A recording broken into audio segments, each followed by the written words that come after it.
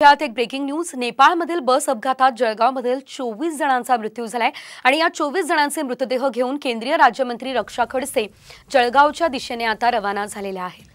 नेपाळमध्ये खरतर ही दुर्दैवी घटना घडलेली होती। 24 जणांचा मृत्यू जळगावमध्ये झालेला होता। हे सर्व भाविक होते आणि बस उलटल्याने त्यांचा मृत्यू झाला। नदीमध्ये ही बस उलटलेली होती।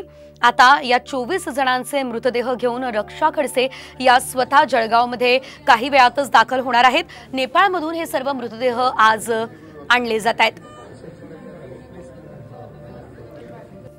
40 पैकी 27 जणांचा या दुर्घटनेमध्ये मृत्यू झालेला आहे आणि या 27 पैकी 24 जण जळगावमधील आहेत। अधिकचे अपडेट घेऊयात आमचे प्रतिनिधी प्रमोद जगताप यांच्याकडून। प्रमोद, साधारणतः किती वेळात हे विमान जे आहे ते जळगावमध्ये पोहोचणार आहे आणि या संदर्भात काय माहिती मिळते आहे? शेजल, आपण जर बघितलं तर काल दुःखद घटना ही घडली होती। त्यानंतर जळगावचे प्रशासकीय अधिकारी असतील किंवा केंद्रीय राज्यमंत्री रक्षा खडसे असतील या सकाळीच नेपाळला पोहोचलेल्या होत्या आणि त्यानंतर नौदलाचं जे विशेष वायुदलाचं जे विशेष विमान आहे त्या विमानाने या सगळ्या नागरिकांचे मृतदेह घेऊन ते विमान आता जळगावकडे निघालेलं आहे। सायंकाळी 7 वाजेपर्यंत साधारणतः हे विमान जे आहे ते जळगाव विमानतळावरती पोहोचेल। सगळे मृतदेह घेऊन रक्षा खडसे असतील किंवा प्रांत अधिकारी असतील किंवा इतर प्रशासकीय अधिकारी सगळे निघाले आहेत। खरं तर या सगळ्यांना मदत करण्याची घोषणा यापूर्वी देखील महाराष्ट्र सरकारकडून केली गेलेली होती।